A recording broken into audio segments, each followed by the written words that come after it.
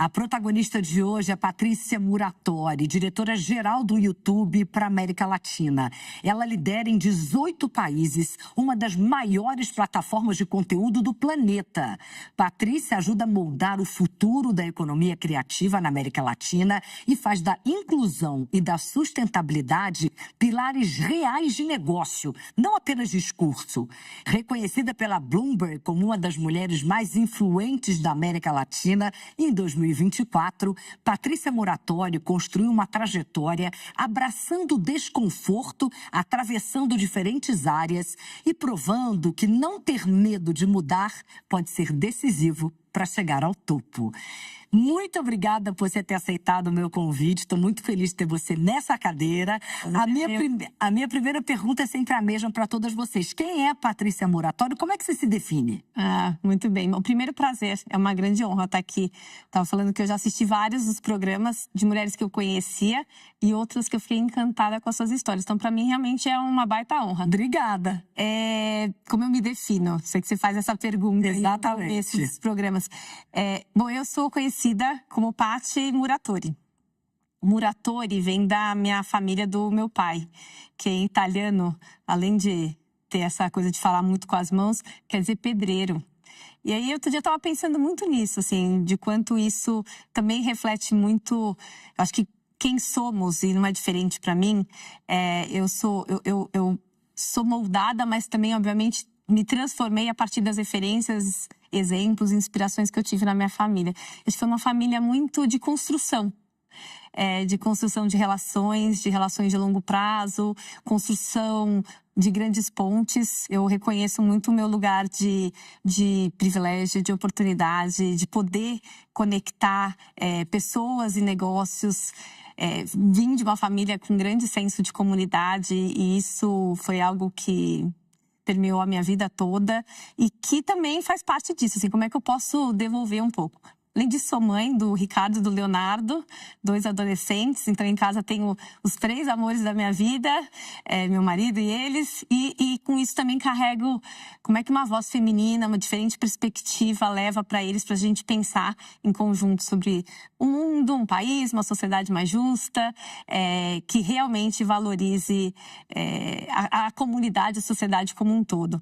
E tô, claro, no YouTube, como você apresentou. Para mim, assim, se eu penso no benefício funcional do YouTube, a gente vai falar que é uma plataforma de compartilhamento de vídeos, né? Que possibilita, inclusive, a gente estar aqui também assistindo pelo YouTube. Mas, na verdade, para mim é muito mais do que isso. É realmente uma plataforma que faz com que o criador vire empreendedor, que um canal vire um negócio, que uma carreira vire uma história.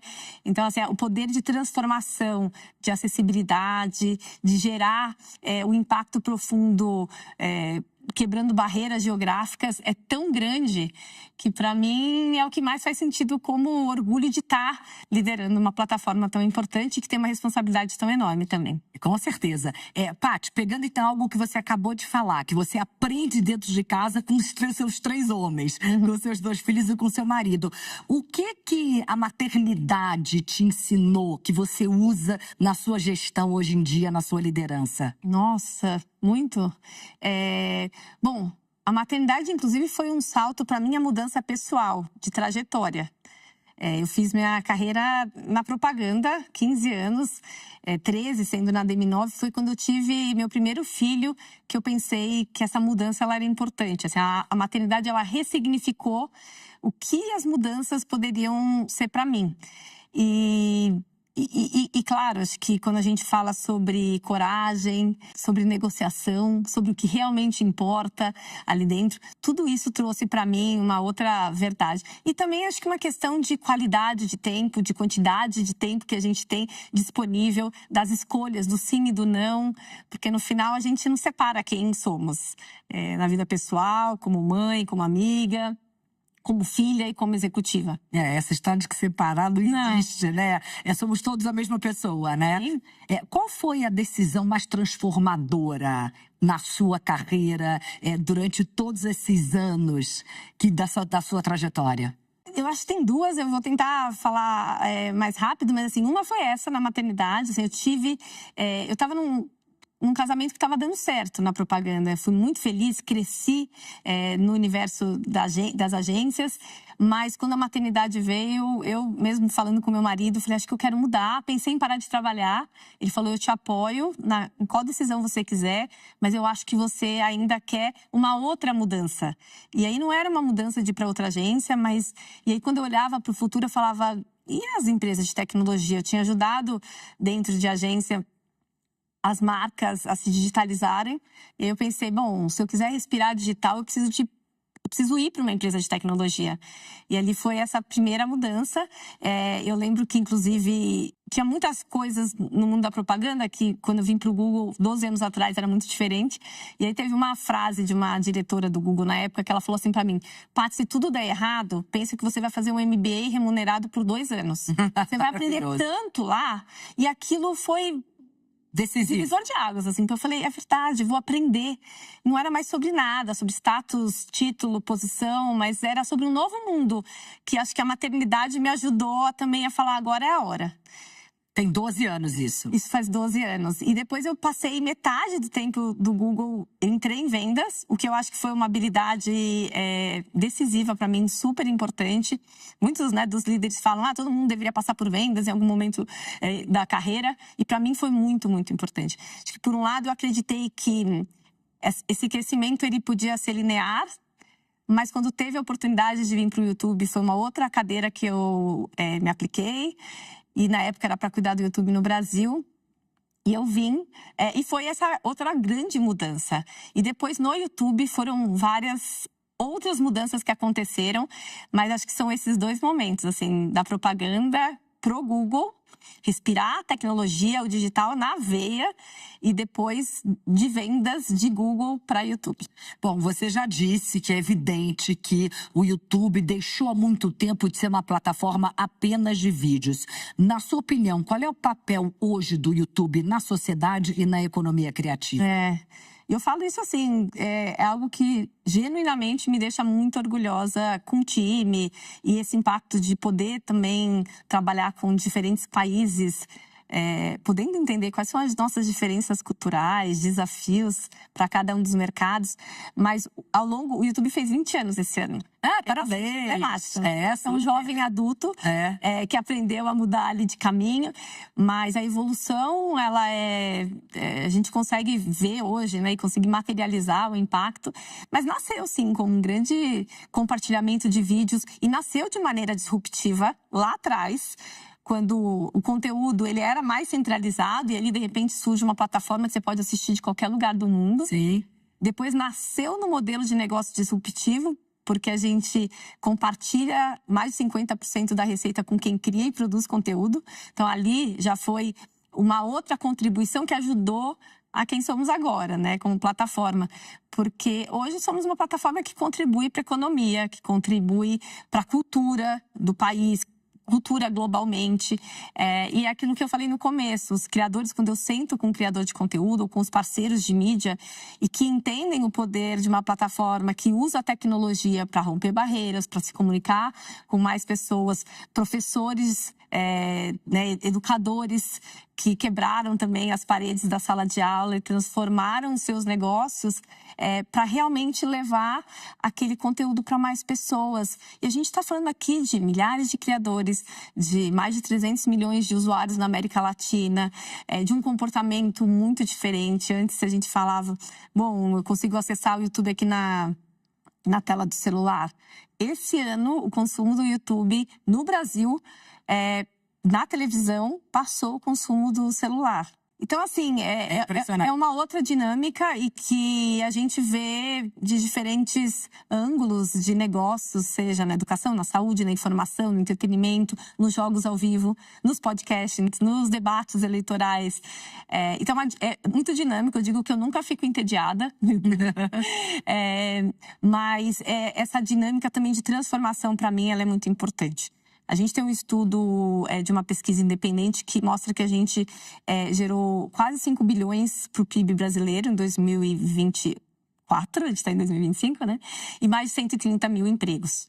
É isso quando eu falo de transformação, não é sobre compartilhamento de vídeo, é sobre transformar negócios mesmo. E como é liderar uma marca que fala ao mesmo tempo com criadores, com grandes empresas, com anunciantes e com bilhões de usuários todos os dias? Na verdade, às vezes o YouTube ele é um monstrinho que tem esse tripé. Ele só funciona se for bom para quem cria, para quem consome, para quem investe. Por isso que o olhar da plataforma de investimento é trazer negócios, gerar negócios sustentáveis e saudáveis. É muito menos sobre crescer no curto prazo, mas olhando para o futuro. Por isso que a gente está há 20 anos em muitas transformações. As pessoas mudaram a forma de consumir, as mídias também mudaram como elas usam o digital e também os meios tradicionais. E os criadores também se reinventando nesse ambiente. Por isso que a gente, além dos esforços de investimento, de conteúdo e de grandes parcerias, tem uma camada de responsabilidade muito grande. Porque realmente tem que ser bom para essas 3 pontas. Quais foram as principais mudanças nesses anos aí que você percebe, nesses 12 anos que você tem de YouTube? Porque é evidente que houve mudanças. Quais são as principais, mais significativas, na sua opinião? Eu acredito que, assim, quando a gente olha, são essas mudanças para o tripé. Desde para os anunciantes, oferecendo maneiras mais eficientes de você poder investir para poder falar melhor com a sua audiência. O YouTube foi muito percursor mesmo em conseguir identificar muito mais do que formatos, mas maneiras de geração de negócios para as marcas. Ao longo do tempo, eu lembro que quando eu estava no mundo da propaganda, eu comprava um formato único que existia na homepage do YouTube. Hoje, a gente tem diversas formas e formas automatizadas e dando para o anunciante maneiras muito eficientes. É mais personalizado? É mais personalizado, mas em escala. Acho que essa é a grande mudança. O nosso investimento sempre foi dentro da plataforma para que nós, como usuários, a gente mal percebesse que as mudanças foram feitas. Quando a gente olha hoje para o YouTube numa tela da televisão e você poder acessar o seu botão no controle remoto e poder assistir o conteúdo ali para o criador, formas muito mais também eficientes para deixar com que eles gastem mais o tempo deles com a parte criativa. Acho que tem uma evolução também. A missão do Google, do YouTube lá atrás, ela se mantém a mesma, que é a missão de dar voz a todos e mostrar a todos o mundo. Acho que isso já foi muito importante ali, porque não dependia mais de quem me aceita, qual projeto. Não, eu sou dono do meu projeto, e eu vou fazer o meu conteúdo chegar a mais pessoas. Isso para o criador foi muito importante. Acho que agora a gente está num outro momento disruptivo que tem a ver com inteligência artificial. E quando a gente fala de AI, o Google, o YouTube, a gente já usa AI há muito tempo. Já tem uma linha de aprendizado muito grande. Mas a gente usava muito para recomendação, para remoção de vídeos, para recomendação. E agora, cada vez mais para criação de conteúdo. E a gente acredita muito nisso. Mas olha, você falou de uma coisa, acho que teve um momento que foi muito importante para o Brasil, que foi na época da pandemia. Acho que enquanto a gente vivia um momento muito difícil, teve também um lado onde o digital e o YouTube teve um papel fundamental. Quando a gente mais precisava, quando a gente estava dentro de casa, lembra das lives sertanejas? Opa. Que a gente falava, nossa, eu sinto que eu tô ali dentro de casa, né? Da casa do artista. Eu sinto que eu tô vivendo, né? Não é? E hoje a gente sente a mesma coisa também com os jogos de futebol. Eu tô ali dentro do estádio, eu tô naquela conversa de bar. Acho que isso muito é o que traduz o que é o YouTube. É muito menos sobre o mesmo conteúdo que você consegue ver em muitos lugares, mas sim adaptado para uma linguagem que as pessoas esperam, que elas interagem. Então é desse momento assim que o YouTube hoje ele tá. O Brasil, evidentemente, é um mercado muito importante para o YouTube. O que o Brasil ensina para o mundo, Paty? É muito boa pergunta. O Brasil é um dos maiores países para o YouTube no mundo. E quando eu falo isso, assim, até enche o peito para falar, porque...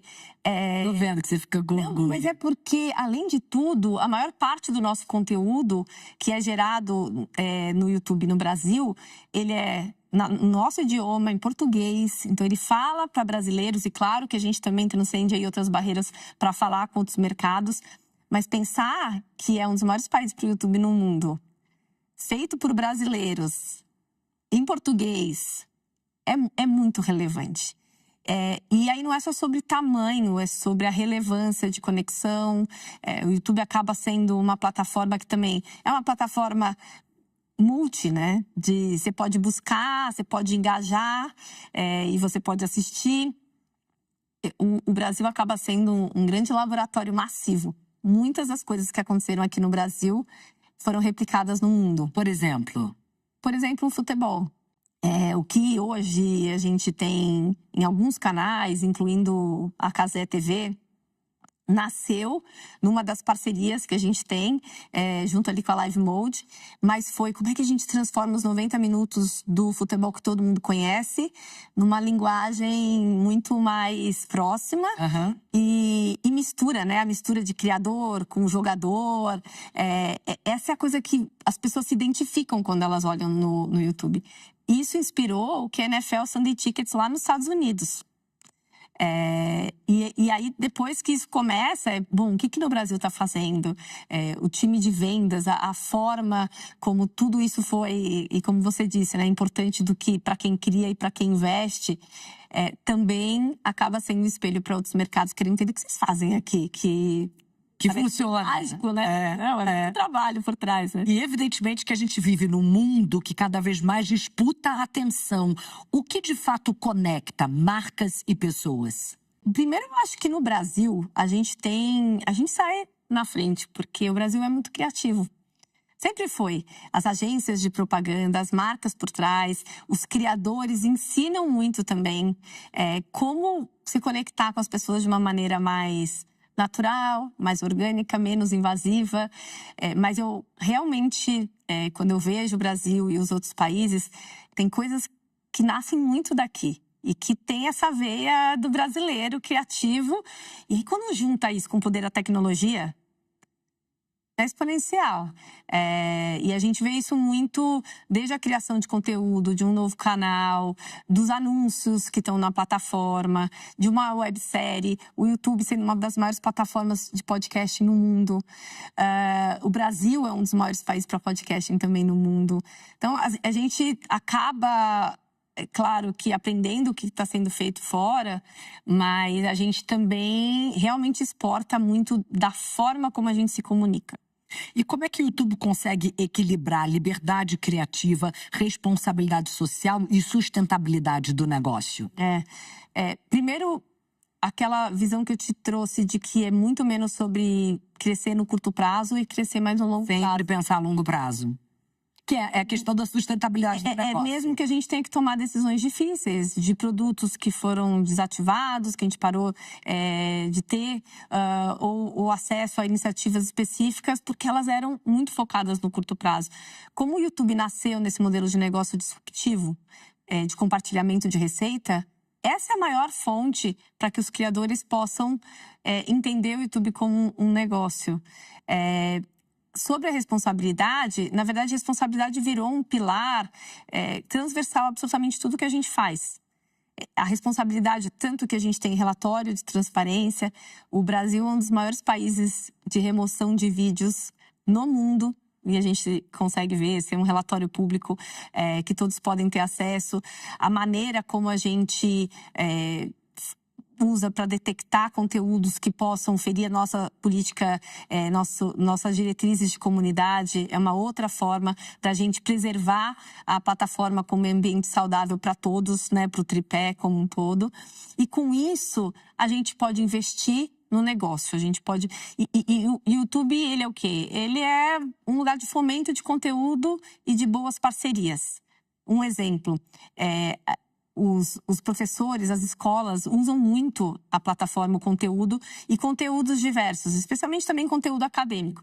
A gente fez uma parceria já agora de longa data com a Unesco, que é a nossa curadora dos conteúdos acadêmicos. A gente também acabou transformando muito num produto que a gente sabe, quando você está estudando, meu filho, outro dia, ele viu um dos professores e falou, mas será que eu posso contratar ele como professor particular? Eu falei, filho, eu acho... Viu no YouTube? Eu falei, ele é o seu professor, só que ele está ali com você, né? Os seus filhos têm que idade? 13, um vai fazer 13, outro tem 14. super próximos. A gente construiu produtos entendendo que quando você está estudando, você tem que ter mais atenção e não você ter lista de outros vídeos sendo recomendados. Então, ter uma playlist para você poder seguir de um vídeo para outro, de um conteúdo para outro. Então, a gente pensa muito. Só que no Brasil, a gente tem mais de 10 verticais de negócios separados, eu diria, entre entretenimento, educação, entretenimento, responsabilidade e conteúdo educativo e informação. Então, se a gente pensar, a gente tem negócios focados para entretenimento de uma forma geral, para gaming, conteúdo educativo, saúde, jornalismo. Agora a gente lançou o YouTube Shopping. Então, a inovação, ela vem a partir de uma fundação mais sólida, que a gente acredita que com responsabilidade, que não é fácil quando a gente tem uma plataforma aberta. Sim. Que são mais de 500 horas de vídeo por minuto que sobem na plataforma. É uma loucura isso. E você precisa de uma combinação de gente e máquina, inteligência de máquina, para a gente poder atuar em escala. Bom, é evidente que a Creator Economy, a economia criativa, amadureceu muito. O que mudou na forma como os criadores constroem carreira, negócios e influência? Tudo. Porque passa a sair de um conteúdo que era um conteúdo de vídeo, onde o objetivo prioritário era gerar visibilidade, conectar com uma audiência maior. E aqui, agora é pensar como um negócio. Tem criador que bate na nossa porta e fala: eu quero a sua ajuda para eu pensar o meu canal como uma estratégia de negócio. E isso é o que muda. São criadores ou produtores ou parceiros que passaram a contratar pessoas, a terem lá estúdios que antes foram inaugurados, eram um quarto de um apartamento e, de repente, virou um grande estúdio. Na verdade, é contribuição econômica mesmo para o país, entendendo que a gente precisa ajudar, pegar na mão esses criadores, seja na mão mesmo ou de um jeito mais escalável, para ajudá-los a mexer nesse ponteiro e pensar num canal muito mais como negócio. E antigamente não era. Antigamente era, poxa, eu coloco um conteúdo e ele chega para muita gente, o que por si só já era incrível. Mas hoje é muito mais do que isso. E aí volta para o que você disse sobre resultados, sobre os anunciantes enxergarem a plataforma como um lugar seguro para fazer negócio.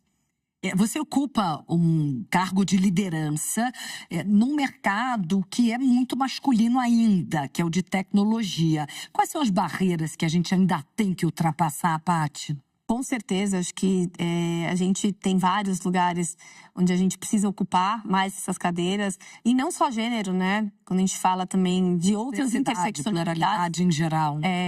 Eu tive o privilégio de 12 anos de Google ter 6 lideranças femininas. O Google, como empresa, fomenta, sim, a diversidade, entende que a gente precisa trabalhar desde a base até o topo, mas não é uma realidade. Então, desde sentada numa cadeira, que pode ser uma cadeira de conselho, onde nós, mulheres, somos minoria, ou... Você é conselheira de diversas outras empresas e percebe isso também nos conselhos? Percebo nos conselhos. Tenho também esse papel de conseguir buscar bons aliados para que essa mudança ela ocorra. Hoje eu estou no Conselho da Porto e somos mais mulheres do que homens, mas nas suas cadeiras diversas. E eu falo, uau, que mulheres incríveis e que homens e que grandes aliados que estão aqui. Mas é porque a gente precisa deles como aliados, óbvio. E era isso que eu ia falar. No final, assim, acho que a gente tem um movimento importante de nós mulheres juntas, que também uma puxa a outra.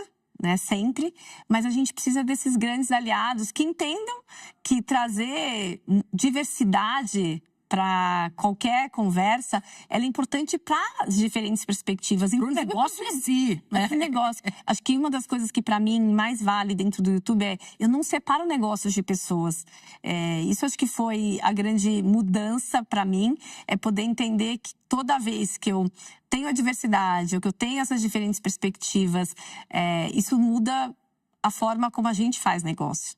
Esse é o tipo de liderança que você acha indispensável dentro desse segmento de tecnologia e em todos, né? Exatamente, são pessoas, até porque quem faz negócio são pessoas. É pessoa com pessoa, gente com gente. Eu acho interessante, assim, estar em rodas completamente diferentes de conversa para entender essas diferentes perspectivas de como as lideranças enxergam crescimento e negócios sustentáveis.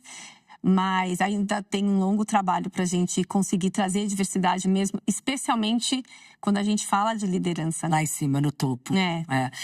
Ao longo da sua carreira, houve momentos de dúvida, momentos difíceis que você possa compartilhar aqui com a gente? Com certeza. Sim, e um deles eu ainda vivo, assim, e tem aquele sentimento que a gente fala meio de autossabotagem.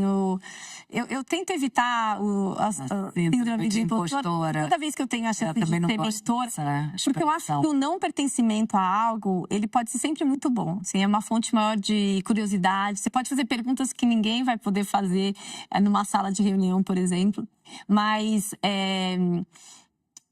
a minha mãe, uma das coisas que ela não deixou a gente sair é que a gente tinha que fazer inglês.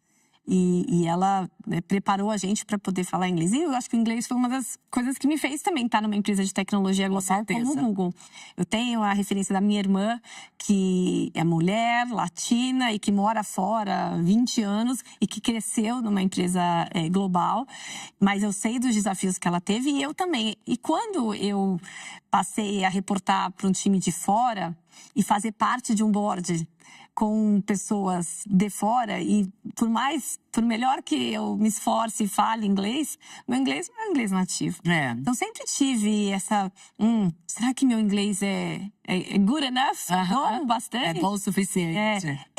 E eu comecei a perceber essa coisa, o oposto da síndrome do impostor para mim, é que se eu me amedrontasse em estar num lugar onde eu não falo como eles, mas ninguém conhece do meu país ou do negócio na América Latina naquela sala como eu.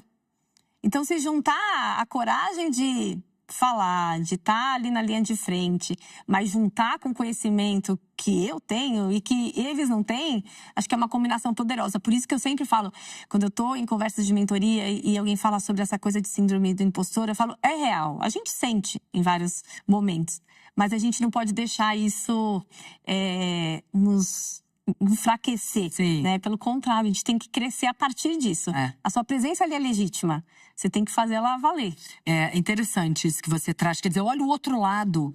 Você pode não ser um native speaker, você não nasceu, não é a sua língua mãe, mas pelo outro lado, só você conhece o país e a América Latina como você, as outras pessoas que estão lá. Aí eu aproveito então para te fazer uma pergunta que eu gosto de fazer aqui para trazer até inspiração para quem está nos ouvindo. Quais são os conselhos que você daria para mulheres que estão nos ouvindo agora e que almejam subir na carreira, quem sabe chegar em cargos de liderança como o que você ocupa? Bom, primeiro assim... Aprenda inglês. Acho que lá atrás, assim, já... Aprenda mandarim. Eu acho que estudar, em primeiro lugar. Eu vim de uma família que todos estudavam muito, mesmo com condições diversas. Minha mãe foi professora de escola pública e eu vi o quanto ela queria se dedicar para levar a educação para mais crianças. E a educação sempre fez parte muito importante da nossa vida. E eu não parei de estudar, assim, quer dizer, teve um pedaço da minha vida que, dentro desse conselho, eu trabalhava muito no mundo da propaganda, era dia, noite, madrugada. Meu irmão sempre falava... Naquela época era uma loucura, né? Virava madrugada. Eu falava, não preciso, eu me bastava. Eu trabalhava numa das maiores agências do país. E aí depois eu fui para o mundo corporativo no Google e falei, nossa, tô sentindo falta. E aí, voltar a estudar diferentes formas virou um ritual para mim. Então, acho que estudar a gente deveria continuar estudando. Não é porque a gente fez uma faculdade, a gente deveria continuar estudando de fontes diversas. Acho que essa é a primeira coisa. A segunda, eu sempre falo para a gente adicionar uma camada de intencionalidade no que a gente acredita e quando a gente olha para frente. Eu lembro que um desses estudos eu acabei fazendo uma pós em Direitos Humanos porque eu queria mesmo conectar história, filosofia, com todas as questões que a gente vivencia, que até para eu poder ser uma pessoa melhor, uma mãe melhor, mas uma profissional melhor. Eu acho que a camada de intencionalidade aproxima a gente um pouco mais do que a gente gostaria. Não necessariamente vai mudar completamente, né, o rumo. E acreditar que as carreiras não precisam ser lineares. Isso aconteceu comigo. Teve horas que eu era com um pensamento muito fixo, assim, no próximo crescimento. E aí, quando a gente entende educação como algo tão importante, o que é mais importante? Assim, conhecimento, trazer de volta e claro, criação de oportunidades, sem dúvida nenhuma. E tem uma coisa que para mim na liderança ela faz falta, porque uma vez eu escutei que eu era uma líder muito humana. Como se isso fosse uma coisa ruim. Nossa, isso é um super elogio. Às vezes uma liderança, para alguns e alguns segmentos... Tem que ser mais agressiva. Sempre foi isso. E aí eu lembro de uma frase daquele filme Extraordinária. Que fala em inglês, if you need to choose to be kind or to be right, choose to be kind. Né? Então, se for para escolher... Entre ser o certo ou o gentil, escolha ser gentil. Na verdade, para mim, porque quando a gente acha que a gente é o certo, a gente é o dono da verdade. E a gente não escuta mais ninguém, porque é só a nossa opinião que vale. E eu acho que esse é um outro processo meu, talvez de amadurecimento de carreira, depois de tantos anos, que é... Você tem que observar mais, tem que escutar mais, para poder perceber realmente o outro, assim, e poder liderar para o bem. Esse, para mim, é um pouco de como eu enxergo. Bom, Paty, nosso tempo já explodiu, tá uma delícia nossa conversa, mas eu queria sempre fazer a última pergunta que eu faço para todas vocês, em função do nome aqui do nosso quadro Protagonistas.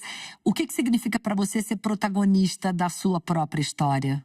Quando eu penso na minha trajetória e eu acho que tiveram muitas oportunidades, muitas boas pessoas que iluminaram o meu caminho e que continuam iluminando. Mas eu também tive um papel crítico para poder entender as oportunidades, criar outras oportunidades e reinventar alguns dos assentos que eu tive a oportunidade de sentar, de posições. E também de lutar bastante por mim. Assim, acho que ter esse elo de bons aliados, como a gente falou, sendo homens e mulheres, é fundamental. Entender quem são aquelas pessoas que vão te empurrar para esses caminhos mais iluminados. Mas criar a sua própria história, o seu próprio espaço, para mim foi fundamental. E brigar por você também. Paty, muito obrigada. Que delícia de conversa. Obrigada mesmo, viu? Adorei conversar com você. Obrigada pelo espaço.